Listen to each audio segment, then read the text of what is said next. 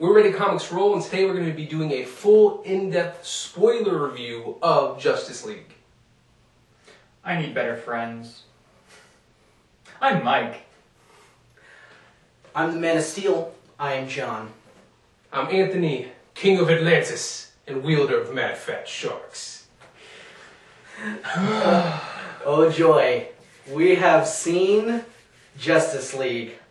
And it really wasn't as bad as everybody thought it was. It was not a, what's your favorite phrase? Dumpster fire? To be fair, it was, we went into this with no whelm whatsoever.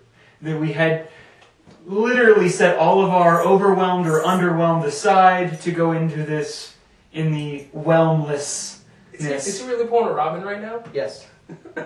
I'll take that. That's fine. Yeah. At least it's one good Batman character. Yeah. So Oh my god, the man crush.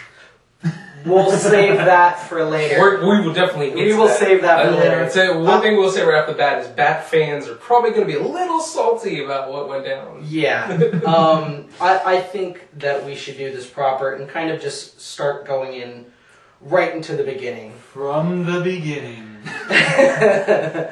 And of course, this movie, it ushers off right after the Dawn of Justice trailer, or the Dawn of Justice movie, and kind of brings you to that part where, you know, Superman has died, they've gone through the mourning of everything, and realistically, it really paints that picture of Superman wasn't just the hope of the Earth, but literally was the Earth's last binding hope. Like He was the state. He wasn't just. It kept everything together. I think what I was trying to say was the fact that before you were thinking of him as this icon of hope. Yeah. But now it's like, no, he literally was hope on Earth. And you see it. Oh, go ahead. The thing that kills me about that is like we're talking about. It's got to be months to a year later. Like it has to be a. Yeah. There's still damage all the way around the city. You're seeing, but they've managed to reconstruct most of Metropolis, Yes. with the exception of rebuilding the Superman Memorial and a few things. Yeah, they don't need that right now. But like they rebuilt the one building that was knocked down. They made it look really cool with like the it cubes taken out of it. Yeah, it's like partial construction. Strangest architecture of all time. But aside from like the rebuild and stuff like that, everyone in the world, you just see they're down, they're out, kind of crying is back on the rise because they feel there's nothing that really holds them back to do this. And it's kind of this giant, hey, well, you know what? Superman's gone, so fuck you, I'm going to do what I want. And what's crazy is they really play off of current events too, because you see the Middle Eastern family being bullied by some like random skinhead dudes, douchebags. Right. And even before that though, we had, that kind of led to that scene was the kid who took the video of Superman. Yes. Where we saw the horrible CG of Superman's face. Yeah. It was more than just looking like he had some dirt on his face. And I know he just got out of like a fire, but to be honest, it was weird to me because like the entire time I'm thinking like, dear God, did Henry Cavill end up in a motorcycle accident and lose all his front teeth or something? It looked like his mouth. looked like he had plastic surgery done. So what happened is, from what I understand, he had a contractual agreement to another movie. Mm-hmm. So he needed a mustache. He had a mustache. Right. He had facial hair. So they're like, oh crap, we can't have you shave it off, so we're going to have you shoot the scenes, and we'll just CG afterward. The problem is, you can tell, it looks so awkward. It was better than most, like, it was better in certain places. Like, when when it's like him and Lois in the field, it looked fine. Because they were backed away. Yeah, exactly. That's like solar flare. They could just throw all the special effects to get up there. Yeah, but following that, you see all the destruction, all the despair. Yes. And then it immediately cuts to like the top of a roof, and you just see this guy. He's just like, no Superman to stop me. He's got like a satchel bag full of stuff. He's a reverse Santa Claus. Well, it's your classic, Gotham thug. You go in, he went in, he stole from a house, he comes out, he realizes, oh shit, Batman's right there, and he's trying to be like, oh yeah, I got this.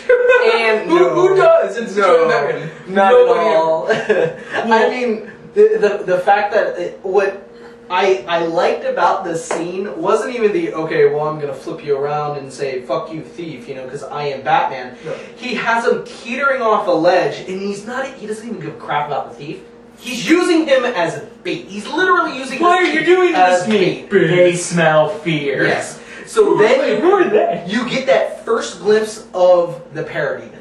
Okay. Yeah. And to me, I didn't really have a problem with the CG for the parademons. Okay, especially here's where I'm going to go on kind of a tirade. It looked so much better than what they did in Suicide Squad. Yes. Thank God, because that movie was such a jarbled mess of CG and really bad prop work. Well, I also think that it didn't help in Suicide Squad, which I'm trying not to go too far into that, but they looked like junk monsters. That's literally like you mentioned before. They just looked like junk monsters. And I didn't like Suicide Squad, but, I mean... I think that's a general consensus of this room, and hopefully the rest of the internet. Yeah. It's getting a 2. On what, Rotten Tomatoes? No, literally, it's getting a 2, and the oh, you mean a sequel? It's getting a sequel, and it is also it's supposed to probably premiere Black Adam starring The Rock. So I'm probably gonna have to go see it just because of The Rock, because he is the greatest showman ever. Oh yeah. So then from there though. You see him fight against the parademon, and he's kind of holding his own, but what I appreciate about this movie, and again, where people are going to be upset who are Bat fans, is you kind of see his morality, you kind of see where he, even when prepared, he's not this Billy badass that everybody thinks he is. You see him kind of... He's been doing this for 20 plus years now. Yeah, this is older Batman. That's true. Yeah. We're talking about Batman no longer in his, prime. in his early 30s, in his late 20s. We're talking about 50-year-old Batman. Right. He has to utilize what he's always had a cunning mind, so he's still using that. But it's kind of, I compare this Batman to, do you remember the Rocky movies when it finally came up to, I really should remember the movie now. Balboa. Okay, in the movie Balboa, all he did, he's like, I can't train to be fast anymore. I have to just hit like a truck. I have to hit like a steam engine because that's it. I'm gonna get hit and I'm gonna dish it out. And that's basically what Batman is in this movie, is all he can do is try to dish out as much damage as he possibly can, even though that's really hard to do with the enemies that he's coming up against. And the only other thing that he can use is his cunning mind. In this movie, it doesn't come off as much. Okay, but this is the one thing that I will give him, and we'll kind of use this as the transitioning point to get away from that. Really, like the opening was good, and then it was kind of like this montage of him trying to collect everybody. Yeah, that's where his cunning comes into play. So he comes to realize, because once the parademon explodes, you see the markings on the wall, and he's analyzing. He's like, I keep seeing these markings. It's in Lex Luthor's notes. This is something bigger.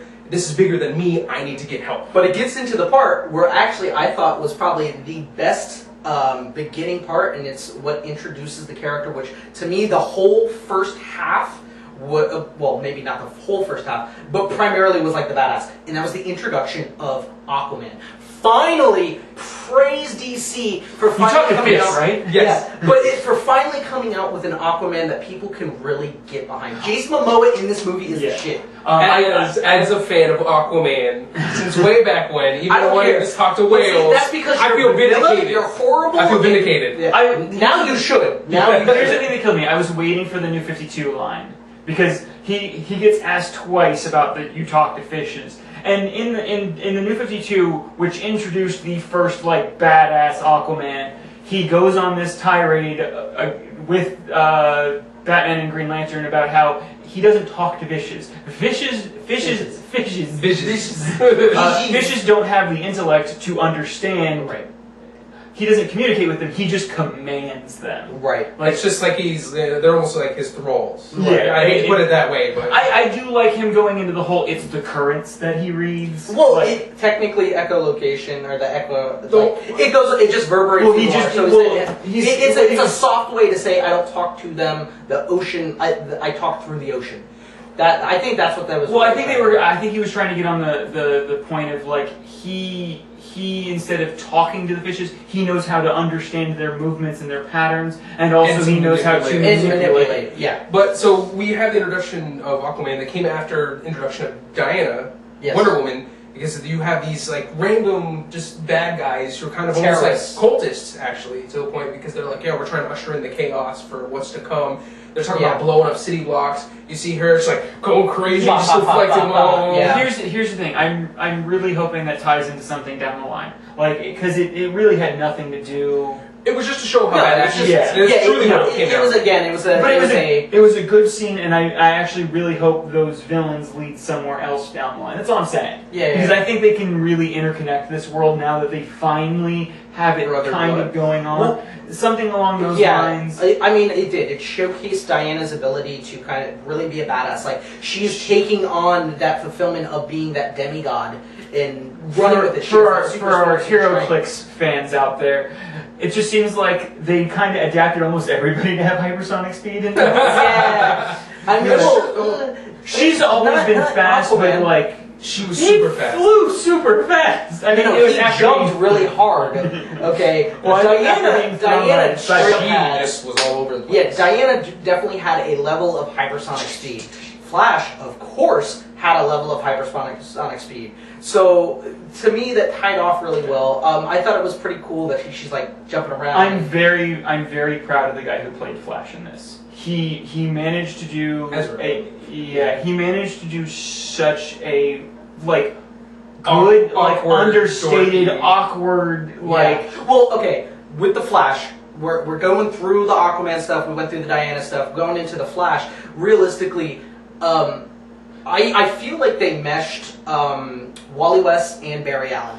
They gave him basically like Barry West's story, Barry Allen's story, but West, Barry West. Okay, they're Barry West because it's Barry Allen's kind of story, but the fact like Wally West's humor. Well, it's more like they added friends. Yeah, and they also did the whole like. Wally West would be more the one that was like living in a garage full of tech. And and he's a huge weeb because you see like the J-pop or K-pop playing in the background. You see Rick and Morty and there's like other anime and stuff going on. I think the only thing that I was disappointed with his role into it was it wasn't much more of anything that we got from the trailers. It was literally he comes in, goes over. It seems like they used all the best Barry Allen lines for the trailer. Except for some, we're gonna get to that. Yeah, but I'm talking about the actual lead-in. Barry comes in. They literally go, "Hey, I show up. I'm here. What the hell are you doing in my second favorite chair?" Which was cool. Throws the batarang and then he catches it and then he's like, "Okay, you're the bat." And then everything meshes up. It's everything you saw in the trailer, and that's exactly what showed you. What exactly is your superpower? Money. I'm rich. So after that, it kind of then started to get into the main part of the story. Now, people did join up. Some people didn't join up. They were still trying to. They were trying to recruit Cyborg. Which made Diana look even more like a badass. Yeah. With Bruce and Diana going out to the lake and being like, okay, well, we still need to get the Flash. Aquaman is basically a no-go. We need to locate Diana, Cyborg. you find Cyborg. Yeah, we need to get you go after Cyborg. So we see her in the Batcave, and she's going in there, and she's looking at all the files, and all of a sudden it just glitches.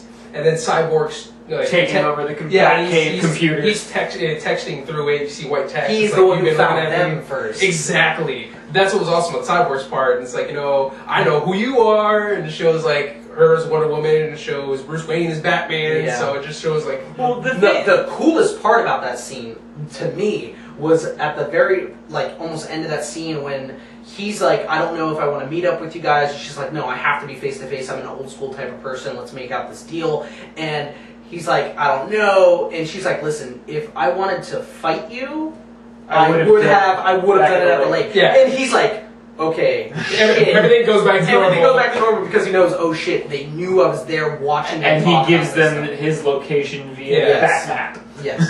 So, but Cyborg was, in classic Cyborg fashion, I think it was the best way for them to do an origin story for him. Well, they did a really good, this is, again, New 52 stuff. They did a really good adaptation of his intro into New 52 in the Justice League War period, in that very opening where not everybody really knows each other. At least in this, Superman's kind of that... And he's trying to learn his powers, Thanks for giving away Superman's. Well, no, I'm kidding. It's a spoiler review. We're going to go over that anyways. But it goes into the whole, like... What I was trying to say was, with all movies and superhero movies basically trying to battle between should we do an origin story or not do an origin story, with the fact that Cyborg's origin story is kind of very simplistic. It's an accident occurs, dad tries to save me, more crap happens because of technology, boom, you have Cyborg. I think this was probably the best possible outcome. Do I think he needs a solo movie? I do. But I think this was a great way to get him in go through. I would love to see a Cyborg solo movie, but they need to work on the CG. There were only certain points where he even looked real. That very end scene where he adapts the normal Cyborg look. He looked like a little bit better. Yeah, where he became more of the armor we know. So much better. Yeah, but that's the whole point. It is point. that evolution. Exactly. It's the origin. Even as he says, like, I'm constantly changing every day. He does the little float up thing. He's like, I couldn't do that yesterday. Yeah. So that's the whole point. Is you see him evolving. Even when he hacked into the back computer on accident, he's just developing new powers, new senses, new abilities. He's coming into. He's really. And to be honest, that's the best way to intro Cyborg. It really is. And yeah, as they're building all that, so we have it to where he speaks to Aquaman during that whole intro. Batman kind of learns a little bit more about the boxes, and that's where we have the cut over to Steppenwolf breaking into Themyscira through a boom tube. Yes. So we kind of jumped a little bit because some of this happened before all of it got incorporated together. But this movie unfortunately did a good amount of that because since they had such kind of a larger cast that they had to jump from point to point. We're of course going a little bit out of order, but there was a lot. I'm going to say this. For what they had to work with, they actually did make Steppenwolf look good. They did. No, they did. I was fine with Steppenwolf for the most part. Yeah, all the villains actually looked really good. The Parademons looked good. Yeah. They really needed to ramp it up this time around. But you see the box kind of shaking. No, I like that. The whole thing, you cut over the Themyscira, they're in this little cave. All the Amazons are like, oh shit, this has been going on for a while. We know what's going to happen because we're old enough and we know that this shit's no good. These were like the largest mother boxes in like the origin of mother boxes. Usually mother boxes are like small and handheld. Yeah, but I'm sorry, I might be drawing a blank. But the mother box is also the boom tube. Well, the mother box generates the boom tube in the comics. That's what I thought, and I'm like, because of how they kind of did this. They issued this in as super great ultimate world and domination creation power. Here's the thing, like you have a few characters throughout DC in the comics and even in the animated series that end up generating their boom tube from these like little like rod cannon things. Right. I think Orion does Granny Goodness had one. She has Mr. Miracle had it. Big Barda had it. You had Caliban who had one. Like Didn't they adapt it from that though, or no? It was adapted from it. They figured out how to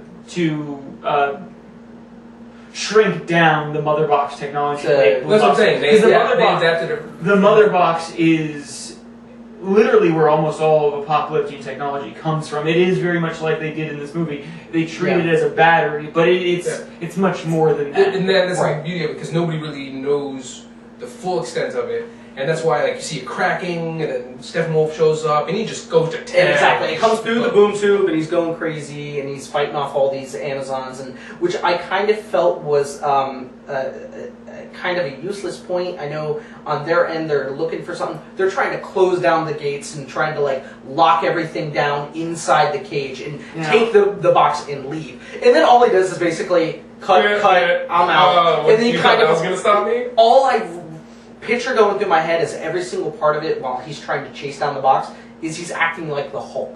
He's literally jumping, slam, jumping, like that's literally Hulk smash the entire way over. And this is one of those things that kind of bugged me about the movie in pieces, because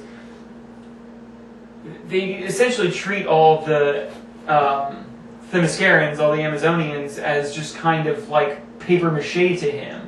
And I get it, he's supposed to be the big bad for the movie, but it literally comes down to...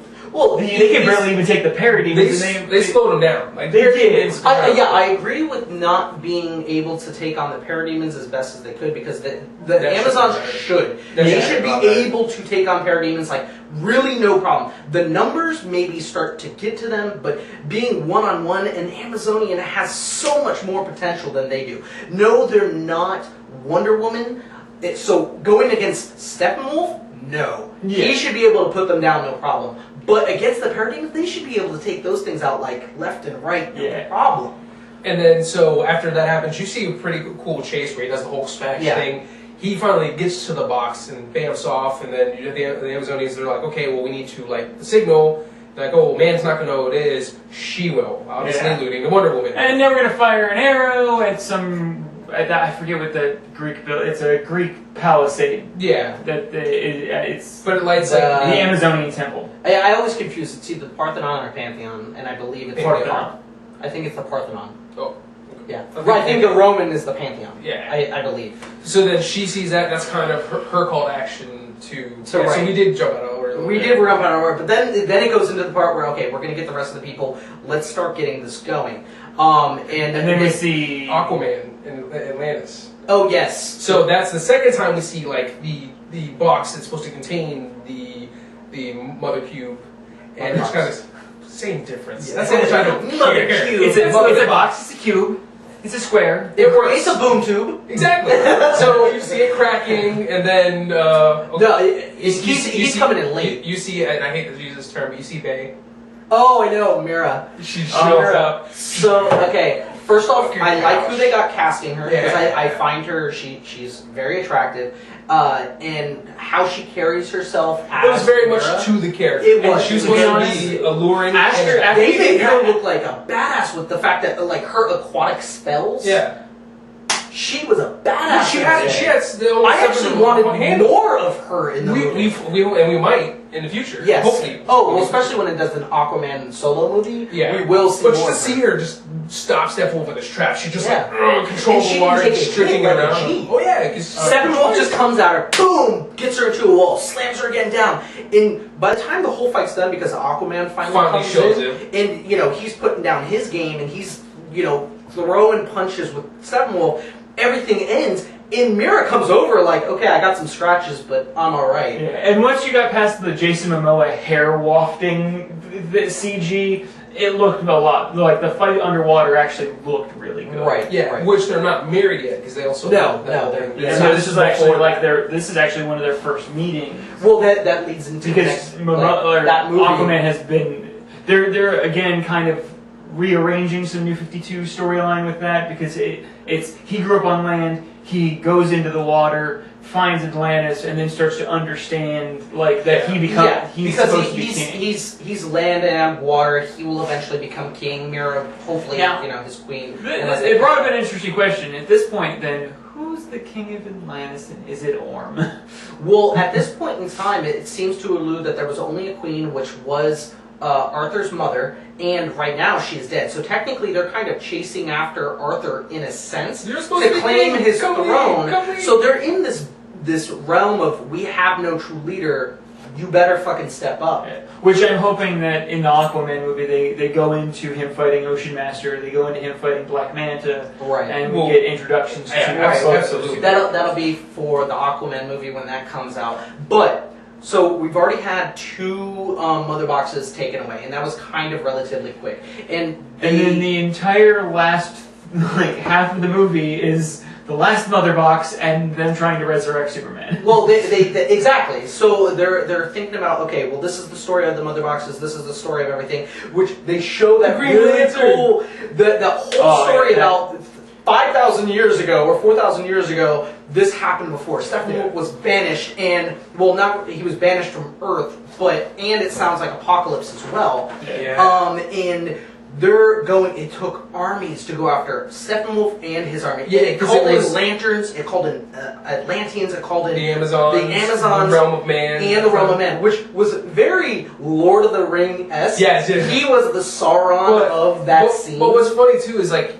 you see mostly the realm of man being the one turning the parademons. You don't really see it happen to a lot, right? It was that. Well, and they were more actually like got to detriments. see really good glimpses of Ares, Hercules, and Zeus. Yes. Because they were putting a hurt Green on. Lantern! Yeah. And then old Green Lantern. Yes. Well, to me, it actually looked like there were maybe at least two. Yes, Yeah. there was Because there was the older one one that with flew the cape, over. and then which almost was like, is that an Alan Scott? Yeah. Like, 5,000 years ago, Alan Scott? Like, that would be insane.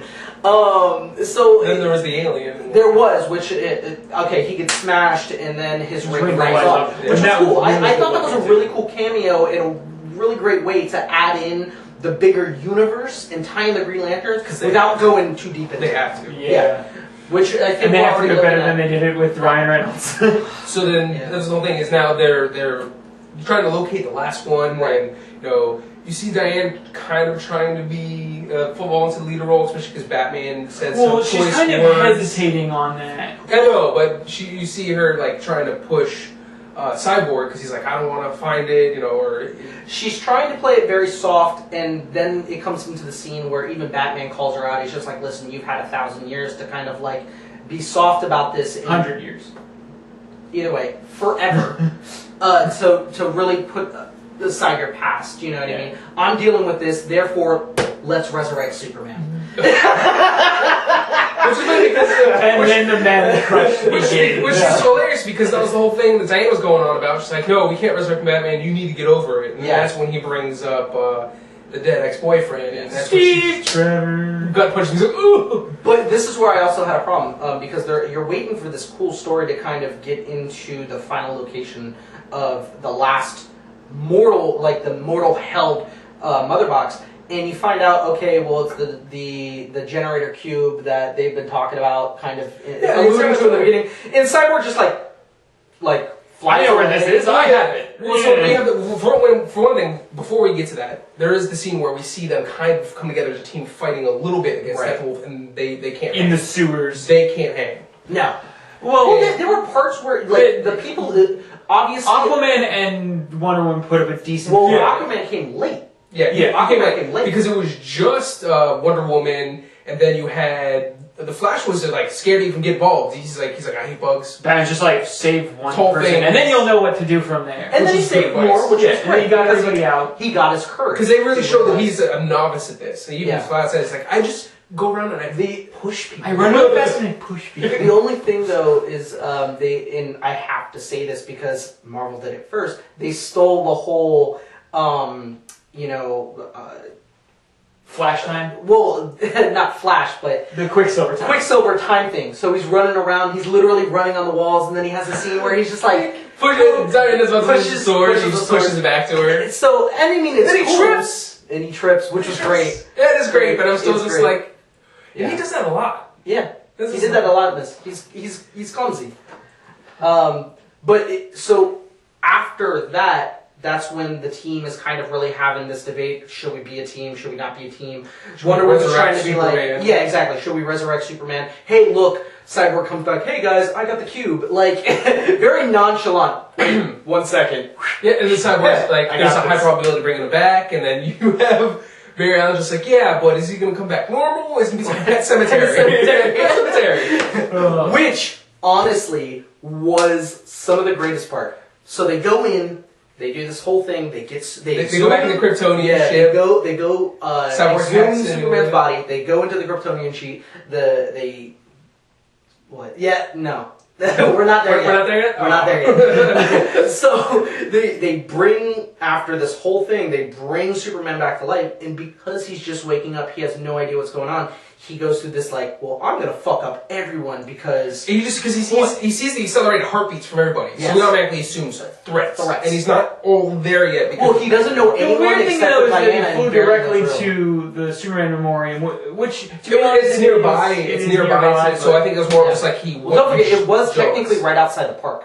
Exactly. If you remember in the other movie, So because that's where he died. And then Cyborg unfortunately can't even control himself, so he ends up doing the arcade. His self-defense mechanism. He's like, I can't. It assesses him as a threat. Boom. But the glory of Superman in this, because of the fact that he literally is tossing all these people off to the side, tossing them around like toys. Freaking Aquaman and Wonder Woman are like trying to hold him back, and he's like, Cyborg runs in, gets him around the chest. So the only one that then Flash starts to run behind him, and you're thinking, You just okay, know it's Flash got this. No. And he moves his eye. I knew he was going to do that. And then he moves his body, and then he tosses the, Aquaman, Wonder Woman, and Cyborg to the side. The look of, oh shit, on the Flash's face. He's just like, coming after. oh, he's like, I done fucked. But honestly, it was really beautifully done because they gave him, Superman is fast. He is up there with the Flash. But if you notice, he could never land hit. No, he was dodging every time. And again, he's still a novice at this. Yeah. So that's impressive, the fact that he's not fully just trying to dodge and avoid everything. He's doing it well against Superman. Yeah. And then finally, Batman comes out. You. And Superman ignores everyone else, goes over, picks him up. I remember you holding him up, about to snap his neck. You don't mean to die. Yeah. Do you bleed? And then Lois comes out. With the big guns. Yeah, the big guns. So the ultimate Batman, what's it called? Preparation plan. Like he literally, I got all this. I kind of thought it was going to be Kryptonite, but I'm like, no, it's probably going to be Lois Lane. He doesn't want to do it again, yeah. So Lois comes out, and then Superman literally tosses Batman like a ragdoll. I thought he was just a pile of clothes that he was kind of like trying to shoot into the air. I don't need this anymore. Yeah. Goes down, they shoot off. Okay. And then Batman's like, something's definitely bleeding. Yes. There was a little bit more, even from Batman, which was funny enough. But yeah. They definitely went lighter in tone. Yes, Not so dark. It's not so dark. See my argument's holding true. DC is lightening up. So they have to now. That's the difference. They weren't like before. That was our argument.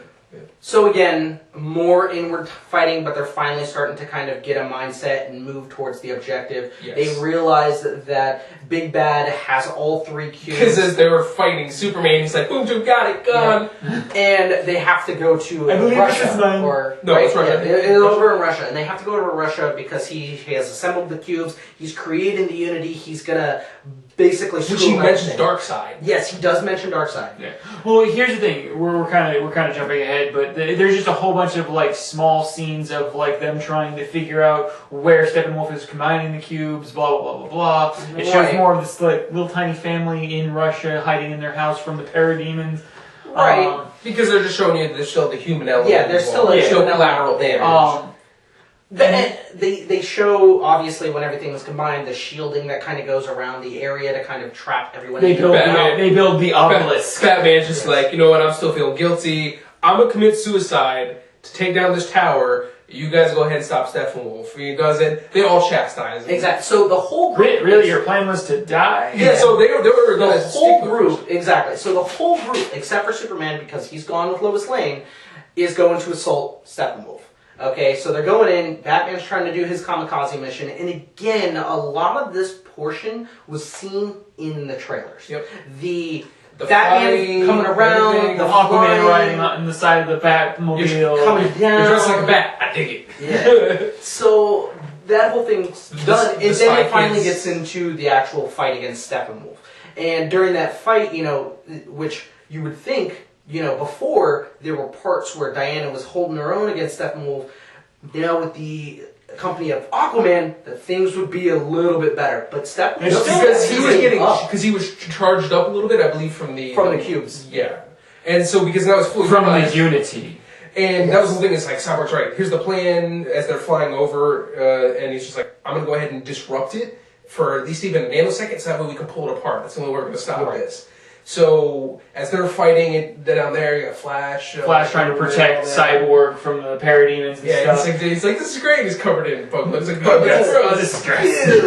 Aww. And then they're just doing their best, and then unfortunately, Steppenwolf catches on to it, and he's just like trying to stop Cyborg. Right. And then that's when Superman finally comes in, which, again... With his one-liners, too, man. Yeah. On point with those one-liners. Oh, yeah. He comes in... I'll be your Huckleberry. Yeah. Well, with him, too, like, okay, there are people that need to be saved. But Superman, we need you to like distract Steppenwolf because we really physically have can't Flash. do it. Flash can't get them all. Yeah, Flash can't get them all, and he leaves. But they're going out and they see this whole like race of who's the fastest. A slow poke. Yeah, Oh, it's on now. Yeah. So they're going and it's like, okay, why don't you go that way and get that family? I'll go this way and get the others. Flash pushes the family. Yeah, he pushes the truck out of the way and saves the family, and then Superman comes out with an entire building of people just safety in classic Superman fashion. He was like absolutely insane. He was so. And I don't know if they did such a good job of showing off just power. Power. Which leads into the fact when he finally fights Steppenwolf. Oh, he's ragdoll. Was a ragdoll against him. He literally does to Steppenwolf what Steppenwolf was doing to everybody else. He comes in and he's just like, oh yeah. No, listen. Bitch, please. I love my friends. I fight for my friends. I will beat your ass. It's like, and he's just beating the shit out of him. You want to talk about power, it's like, I got power, but I also believe in justice. Yeah. Bam. And but I guess that was ultimately, I'm a Superman fan, so I love to see him beat the shit out of people, but it made Steppenwolf feel really kind of underwhelming at the end. When he finally shows up, and I don't know if it was because they're trying to wrap it up, but it just felt like, hey, Superman, he's charged up, he's ready to go, he's back fully in his back. Superman. And he just beats him up like a rat. I thought he was fighting Batman. Yeah. Like literally, he's fighting this mortal, and he's just kind of ragdoll. No, he's worth 10 Batmans. Yeah. So, what are you saying? He's a Cyberman? Yeah. So ultimately, the fight kind of starts to come to a conclusion. They're all working together to kind of finish him off. The Frost Breath could have done it himself. He could have. The Frost Breath to freeze the axe. And Wonder Woman's sword coming through, and Aquaman kind of initiating everything by the stabbing at the trident. Yeah. Right in it there. Really wasn't a trident. It was like a 5-point pronged trident. It was still no, there was multiple ones. 5. It was like 5. I only saw it and I because he's Jason Momoa and he says it's a trident. It's a fucking trident. You got a fork. So ultimately, the cubes get separated. Steppenwolf gets defeated by the entire group, and then wait, you're skipping over one of the best lines of the whole movie. What's that? When Superman and Cyborg split the cubes and they both get knocked on their ass. He's like, no, I prefer death at this point. Yeah, and he's like, no. Is this gonna kill us or something? Because Superman's one that has to push the cubes away from each other, even though Cyborg's one disrupts it. Yeah, and then his was like, no, I really want to live. Yeah, so do I. Boom! No, not that. Just my toes hurt. How is it even physically possible? Cyborg. I don't understand the dynamic and math that would say my toes hurt. I don't have toes. It's all metal. Yeah. So the parademons, like you just see the fact turn on Steppenwolf. Yeah, because you just see they smell fear. And then of course because they use that line again, they're all on it. So then he gets boom tuned away with all the parademons, and then his helmet falls. So they have a souvenir for their Hall of Justice. Absolutely. Hey, well, that is a key thing for the Flash, so he always has to have a souvenir. Always souvenir. Well, it's always somebody. That's the thing. In every single incarnation of the Justice League, it's always somebody else. And it's normally the Flash. It's either Flash, Batman, Green Lantern. No, I mean, especially from Teen Titans stuff, it's normally Flash or Beast Boy. That's normally what it comes down to. Well, that's like Teen Titans Young Justice. Semantics aside. So that ends off to the end, and then you get this epic visual of like the entire kind of Justice League finally coming together at the end. The Wayne Manor. No. When they're standing there and they're finally like Cyborg and Flash are like, yeah, because they finally come together. So before it was an awkward moment where he's just like, no, I wouldn't, but now we finally get it. Slow mo. I do have to say this because we kind of skipped over real quick. This is where the bromance eyes came in. Oh yeah, Superman shows up. Superman comes in. You just even see the Batman. He's just like, oh, he's here. He's gonna save me back. He was man crushing. Yeah, Batman was man crushing hard. So that'll be great for you Bat fans out there. Everything's neatly. Everything is. There's the Bat Banner, and it's just like, yes, there's a perfect place to put a table in the center. We'll have 6 seats, and of course, room for more. So that'll be the induction into the actual Justice League, and that ends out the movie. Pretty much. To where you get, because now DC again has to copy off of Marvel, which is not a bad thing.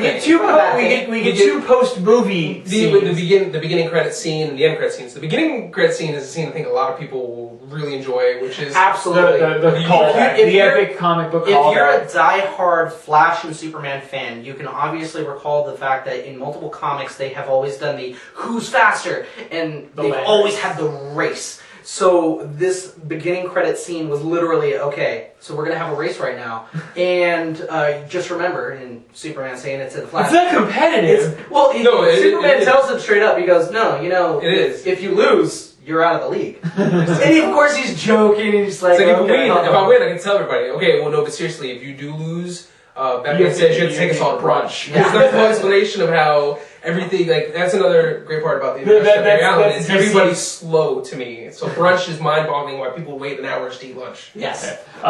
It also is a hardcore throwback to the Avengers shawarma. Yes, shawarma. Yeah. And then we have the end credit scene.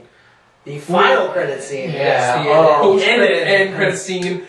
Oh, like everybody, like we get Blackgate, where Lex Luthor's been, sitting there for a while. Guard comes over. It's not Lex Luthor. It's somebody who's laughing, which is... No, it was a crazy guy, because he was kept in something similar to Arkham, but I guess the Metropolis equivalent. Yeah. Well, Blackgate. Yeah, Blackgate. Blackgate was like... Blackgate that's right. That's what where they kept supervillains. I was thinking also criminally insane. Yeah. But yeah, they did have criminally insane there too. But and the big reveal, Deathstroke. Yes. They go out. We get the introduction of Deathstroke. He goes out to the middle of the ocean where's the yacht. Of course, it's Lex Luthor's yacht. He's just chilling. It's like, oh hey, glad you joined us. My thing is this: I thought they were trying to say that like Deathstroke got him out of prison because I saw him on the boat with another person. He probably played a hand in it. You don't know how he got out in the first place, but it may have been due to Deathstroke. Now, here's the thing. At the very end of this, Lex Luthor says it's time for us to have our own league. Yes. And now I'm wondering if they're going to forego the Legion of Doom to call it the Injustice League. They're probably going to do the Injustice League. They probably will. And they're probably not going to do Darkseid just yet. They're going to probably try and do a lead-up, just in the same vein of Infinity Wars. But this is going to be that whole thing where everyone's going to kind of get their own movies to introduce some villains, where they're going to do it the opposite of the Avengers, where Lex Luthor is the Coulson of the group, going over and being bad guys together. Listen, I have a group that you might be interested in. He's going to be the Agent Coulson of the Injustice League for DC. Right. It's going to be kind of fun. So, with that being said, that's pretty much the entire film. Yeah. But what did we think? So we have to do the cheesy scores. Yes, you could do the half decimal, whatever. I give this 4 Coulsons out of... Real score, man. Thor. Real score, man. You're not Conan O'Brien. You can't get away with that. Yeah. Okay, are we doing define? Out of 10. You can do halves. Yeah. I'll say 8. Oh, I'm gonna give it a relative. Isn't he always like the highest on scores? Yeah, he is. No, but again, when we were kind of initially speaking of this, I thought I was going to be the highest score for this because I liked it. I think there were problems in it, but there were problems in it. But I can suspend my disbelief enough that I enjoyed 1 point less than Thor. You would think is that good? You gave Thor a 9. I did, and I think I gave it a 9.5. It'd be worse. To be fair, my score for this movie is actually going to be a 7, which is only a half a point from what I originally did for Thor. And the reason for that is, again, okay, it's not a 10, it has its faults, but there was actually a lot of things that I enjoyed about this movie. Aside from the visual effects that were kind of shoddy at points in time, I thought they did a lot of the gathering of the group pretty tasteful. I thought that the big bad was really well done up until the initiation of Superman, who treated him like a ragdoll, which you always need a nuke. Yeah. You always need a nuke against something. So therefore, I thought the movie was a good roundup, and it gave that slight nod and homage to not just old school comics in both the credit scene and to Darkseid and to Injustice League / origin stories too. It gave this beautiful tied up package to homage to comics. So I have to only give it a 7 just because it did have some flaws. I guess it's no surprise then that I would give it a 6.5. I thought it was enjoyable, but the problem is, even as we're trying to remember all scenes, I'm remembering out of order, and not a lot of it was... because this movie is chaotic in its... Even then, none of the scenes really stood out to me as much as even, like, Thor did. I hate to make a comparison to Marvel, but I mean, that's just what I mean. Nothing really stood out all that much, except for maybe some of the jokes that were made by Barry Allen. Barry Allen was pretty much the highlight of the film, in my opinion. But everybody had a few one-liners. Everybody had a few good lines. The oh shit face and everything, and his. Oh yeah. No, again, as a huge Flash fan, I'm happy that Flash was like the good, like the. Yeah. And not because of Marvel bias. You know, a lot of people are gonna think about it. 6.5. Again, that's not a horrible score. That's still above average. It was enjoyable. I'm glad I watched it with you guys, but it's not something I'll probably see again in theaters. And yeah, I don't think I'm going to see it again in theaters, but if it definitely came out on Netflix, if it came out on this is something if you guys are watching, I might watch it. Exactly. I'll definitely pick it up and be like, no, I'll sit and watch it. It's not Suicide Squad. Like, I can't try to avoid this movie. I'll watch it. This will go onto my PlayStation library. Exactly. It'll be something I watch when I'm like, I haven't watched this in a while. Yeah. Click, you know. All right. Yeah. So I think that kind of rounds us out for the night. Make sure you drop a comment down below. Tell us, what you thought of the movie. Tell us your favorite Justice League person, or even how you felt about, kind of bringing those homages from the comics to it. Easter eggs, have you found any? Yeah. Also, you know what? We'd love to see your scores as far as what you felt it was. And also, don't forget to follow us on social media. We have our Facebook, Twitter, Instagram, Snapchat, Tumblr. Don't forget our new Discord server. Join us. You can go ahead and chat with the ReadyComicsRoll Crew as well as other listeners and fans. We're on there all the time, and we actually will be able to converse with you at that moment. Yeah, absolutely. And also, don't forget about our Patreon. You can hop on over there and become a patron. And definitely that's going to help us grow, get better equipment. We'll be in a kitchen shooting this. Casting. ReadyComicsRoll casting. By the way, that's why I had to wear my shirt inside out. I accidentally wore my Injustice 2 shirt. Absolutely. Hey, it's my Injustice 2 jersey. I wanted to wear it to the movie. Of course, don't forget to like, share, and subscribe.